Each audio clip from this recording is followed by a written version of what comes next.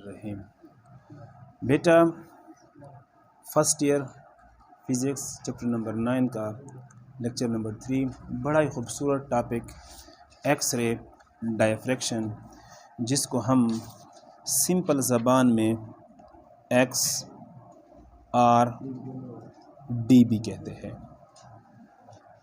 अब ये इतना खूबसूरत लेक्चर है बेटा कि अगर इस टेक्निक को आप समझ लेते हैं ना, तो आगे जो हम रिसर्च करते हैं कि मेरे पास लेट सपोज ये एक मार्कर है ना, अब ये मार्कर किस चीज़ से मिलकर बना हुआ है, मतलब किस मटेरियल से बना है, तो इसके ऊपर मैं क्या करूँगा, एक्सरेज फॉल करूँगा और परली तरफ जो मुझे एक्सरेज इससे रिफ्लेक्ट होकर आएंगी, तो मैं वहाँ से क्या कर लूँगा, मालूमात ले लूँगा कि ये आपके पास कार्बन से बना है, प्लास्टिक से बना है, सिलिकॉन से बना है, जिस मटेरियल से बना है।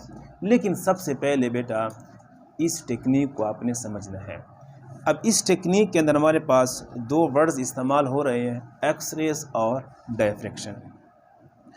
एक्सरेज के बारे में तो आप बेटा वेल फेमिलियर है कि हमारे पास जब एक इलेक्ट्रॉन, मेरे पास एक एटम है बेटा, यहाँ पर सबसे पहले समझते हैं कि ये एक्सरेज कैसे पैदा हो रही है, इसको समझो ज़रा।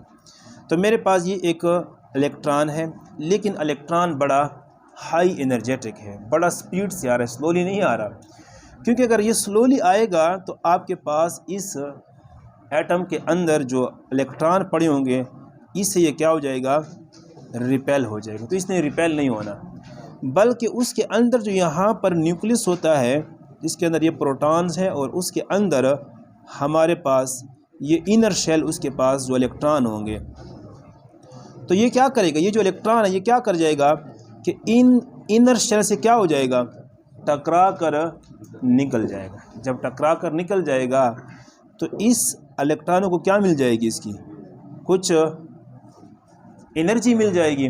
जब एनर्जी किसी भी इलेक्ट्रॉन को मिलती है तो वो क्या करता है, आपके पास हमेशा ऊपर जंप कर जाएगा। जब जंप कर जाएगा तो यहाँ पर एक वैकेंसी पैदा हो जाएगी, और उस वैकेंसी को फिल करने के लिए आपके पास यहाँ से भी इलेक्ट्रॉन आ सकता है। जब इलेक्ट्रॉन आएगा तो यहाँ से क्या होगी, कुछ रेज निकलेंगी, यहाँ से भी इलेक्ट्रॉन आएगा तो यहाँ से कुछ रेज निकलेगी। तो इन रेज को हम क्या बोलते बेटा, एक्स रेज बोलते हैं। बहरहाल ये एक अलग टॉपिक है, उसको भी इंशाल्लाह पे किसी दिन समझ लेंगे। मिसाल के तौर पर बस सिंपल से में आप यूँ समझ लें कि आपके पास एक्स रेज कैसे पैदा होती है। एक मेटल होता है, उससे क्या होते हैं, इलेक्ट्रॉन स्ट्राइक होते हैं, और आपको पहली तरफ क्या मिलते हैं, फिर एक्स रेज मिलते हैं, ठीक है ना। अब इन एक्स रेज को हमने क्या करवाना है, डायफ्रैक्ट करवाना है। अब डायफ्रैक्शन का मतलब क्या होता है, आपके पास, मेरे पास एक ये सुराख है, और इस फिनोमिना को आपने कल भी मैंने बताया है कि आपके पास एक दीवार होती है ना, दीवार के अंदर बेटा ईंटें होती है, उसको प्लास्टर नहीं किया होता है।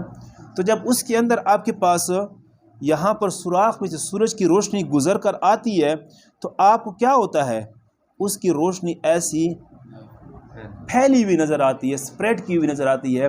तो बेसिकली इस फिनोमिना को हम क्या बोलते हैं, डायफ्रैक्शन बोलते हैं। मतलब डायफ्रैक्शन का मतलब ये होता है the spreading of light by passing through a small opening. आपको समझ आ रही है, गुड। तो हम क्या करेंगे बेटा, द स्प्रेडिंग ऑफ लाइट, मैं यहाँ पर लाइट बात करूँगा, पार्टिकल भी हो सकता है। The spreading of light by passing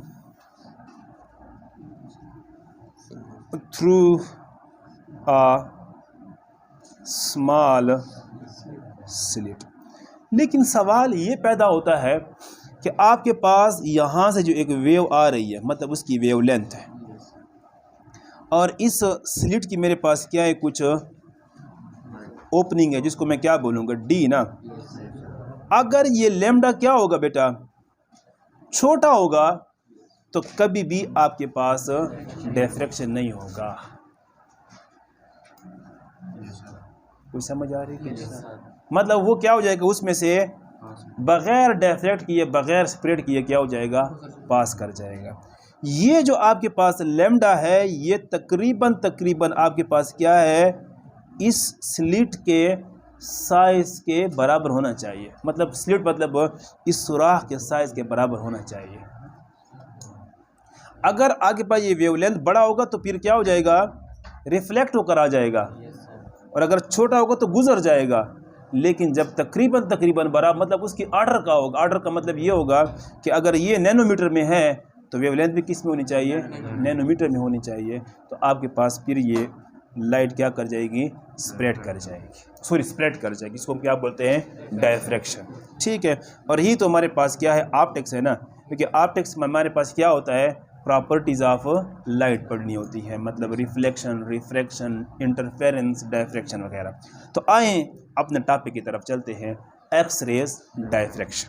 हमारे पास लेट सपोज मेरे पास जो क्रिस्टल्स हैं, पढ़ा होगा आप लोगों ने कि सॉलिड के अंदर जो आपके पास पार्टिकल्स पड़े होते हैं, कि नहीं पड़ा हुआ, हाँ, उसकी क्या होती है, 3 डायमेंशन तो होती है लेकिन एक रेगुलर अरेंजमेंट होती है, ठीक है ना। तो मैं कहता हूँ कि ये एक क्रिस्टल पड़ा हुआ है, ठीक है। अब यहाँ से क्या आएगी हमारे पास, एक लाइट आएगी लेट सपोज। तो यहाँ से मतलब मैं कहता हूँ कि लाइट जो आ रही है ना, तो एक ऊपर वाले सरफेस से टकरा कर जा रही है, और एक मेरे पास क्या है, इस अंदर वाले से क्या कर रही है, टकरा कर जा रही है। और ये मेरे पास क्या बेटा, डी है, डी का मतलब यह होता है सेपरेशन बिटवीन प्लेन्स। मतलब हमारे पास जो ये क्या है, ये सॉलिड की एक प्लेन है, फिर ये दूसरी प्लेन, जिस तरह हमारे पास ये शीटें होती है ना, ये नीचे एक प्लेन है, दूसरी एक प्लेन है उसके ऊपर, मतलब सॉलिड के अंदर ये मेरे पास एक प्लेन है, ये दूसरी प्लेन है। मतलब एक एक्स रेज जो है ऊपर से रिफ्लेक्ट होकर चली गई और एक उसके मतलब नीचे वाले प्लेन से क्या हो रही है, टकरा कर उधर जा रही है। तो ये जो डी है मेरे पास, इसको बोलते हैं इंटर प्लेनर स्पेसिंग। मेरी बात समझ आ रही है। और ये जो डी है बेटा, ये आपके पास तकरीबन 10⁻⁹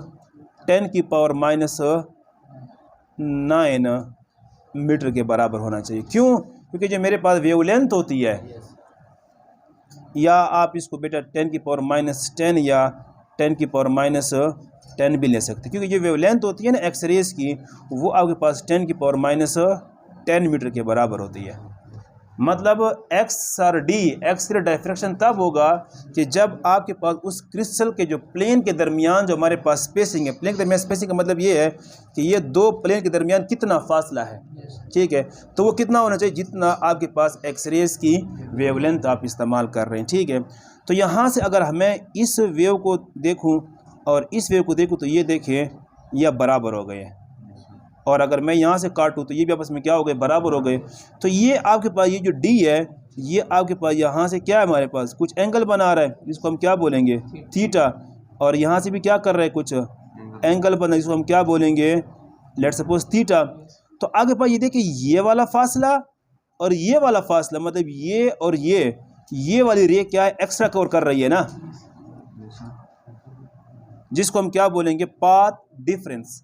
पाथ डिफरेंस का मतलब ये है कि आपके पास ये वाली रे और ये वाली रे आपस में बराबर है। अब ये वाली रे और ये वाली रे बराबर है, लेकिन इस रे ने ये वाला फासला क्या है, एक्स्ट्रा कवर किया हुआ है। तो जब एक्स्ट्रा कवर किया हुआ है तो इस थीटा के सामने वाली साइड हमारे फिजिक्स में क्या होती है, डी साइन थीटा ना, और फिर प्लस ये भी मेरे पास क्या है, डी साइन थीटा, जिसको हम क्या बोलेंगे, पाथ डिफरेंस। कुछ समझ आ रही कि नहीं है? तो मेरे पास ये क्या हो जाएगा, 2D, क्योंकि 1 जब 1 क्या हो जाएगा, 2D sine theta is equal to, अब मेरे पास क्या है कि यहाँ पर आप फिर एक बेटा एक लेंस लगा लेते हैं, लेंस। और कौन सा लेंस लगाना है आपने, कन्वेक्स लेंस। तो ये लाइट को क्या करेगा, यहाँ पर कन्वर्ट कर देगा, और यहाँ पर आपको बेटा एक इमेज नज़र आ जाएगा। मतलब अगर इस पाथ डिफरेंस के अंदर अगर एम लैम्डा होगा तो तब जाकर फिर क्या होगा आपके पास, आपको यहाँ पर इमेज नज़र आएगा। और इसको बेटा फिर क्या बोलते हैं, ब्रैग्स लॉ भी बोलते हैं। तो एक टॉपिक के अंदर देखिए दो टॉपिक कवर हो चुके हैं। क्लियर हो रहा है कि नहीं हो रहा? मतलब हमारे पास क्या है, अब इसके अंदर क्या है, लैम्डा। लैम्डा बेटा मेरे पास क्या है, एक्सरेज की वेवलेंथ है। एम क्या है, एम का मतलब ये है कि आपके पास अगर सेंटर में मिल रहा है तो एम आपके पास क्या हो जाएगा, 0 हो जाएगा। लेकिन अगर आपके पास क्या है कि लेट्स सपोज इधर आपके पास फ्रिंज नज़र आ रही है तो M1 पुट करेंगे। अगर इधर नज़र आ रही है आपको ये ऐसा, ये कल डिस्कस किया था हमने इंटरफेरेंस वाली फिनोमेना के अंदर, ये M1, ये 2, ये 3, ये 4, तो मतलब कहाँ पर आपको नज़र आ रही है, यहाँ पर आ रही है, यहाँ पर आ रही है, यहाँ पर कहाँ पर आपको नज़र आ रही है। ठीक है, तो आपके पास क्या है, ये उसका क्या मेरे पास 0, 1, 2 और ये उसका क्या बेटा हमारे पास ऑर्डर ऑफ फ्रिंजेस है। ठीक है, जिसके अंदर मेरे पास 2 तो एक कांस्टेंट है और D क्या है, D आपके पास क्या है, इंटरप्लेनर स्पेसिंग है। अब असल चीज़ बेटा इसके अंदर थीटा है जो आपकी बुक वालों ने एक्सप्लेन नहीं किया हुआ। इसको असल में बेटा क्या बोलते हैं कि यहाँ से आपके पास क्या है, इस चीज़ को समझो, आपके पास एक्स और डी का फिनोमिना तब होगा कि जब लाइट मतलब इस अपने रास्ते से कितना घूम जाएगी। अगर यहाँ से उसका बेटा एंगल कितना है, थीटा है, कितना बेटा, तो यहाँ पर कितना होना चाहिए, 2 थीटा होना चाहिए। मतलब हमेशा एक्स और डी का फिनोमिना बेटा किस एंगल पे होता है कि when the light deviate from original path with an angle of 2 theta. और फिर आप थीटा मालूम कैसे करते हैं, इस 2 थीटा को क्या करते हैं 2 पे, मतलब अगर यहाँ पर हमारे पास क्या हो रहा है 60 का एंगल मिल रहा है तो मैं यहाँ पर कितना पुट करूँगा, उसके अंदर 30 पुट करूँगा। क्लियर हो रहा है कि नहीं? तो आपको यहाँ पर थीटा भी क्लियर होगा। तो आप यहाँ से क्या कर लेंगे, डी की क्या कर लेंगे, इक्वेशन निकाल लेंगे। किस तरह निकाल लेंगे, d is equal to m lambda divided by 2 sine of theta. तो ये हमारे पास क्या था बेटा कि आप यहाँ से क्रिस्टल के दरमियान जो प्लेनों के दरमियान जो स्पेसिंग होती है उस डी को आप क्या कर लेते हैं, यहाँ से मालूम कर लेते हैं। तो हमारे पास क्या बेटा कि 2 टॉपिक कवर हो चुकी है। एक ब्रैग्स लॉ हो गया है, हमारे पास ऐसा लॉ है जो क्या करता है, किसी भी क्रिस्टल के ऊपर एक्स रेज फॉल करवाने से उनके प्लेन के दरमियान क्या करता है, स्पेसिंग की इंफॉर्मेशन देता है। और उस स्पेसिंग का पता चलता है कि ये हमारे पास NaCl है या मेरे पास डायमंड का क्रिस्टल है, किस चीज़ का ये क्रिस्टल है। ठीक है, और दूसरा जो टॉपिक हमने कवर किया है कि मेरे पास जो एक्स और डी है ये आपके पास क्या करता है, एक्स रेस को क्या करते हैं हम डिफ्रैक्ट करके किसी भी क्रिस्टल के दरमियान प्लेन स्पेसिंग को क्या कर सकते हैं, मालूम कर सकते हैं। क्लियर है यहाँ तक? इंशाल्लाह अगले लेक्चर में फिर आगे हम मिलेंगे कि आपके पास जो पोलराइजेशन ऑफ लाइट क्या होती है।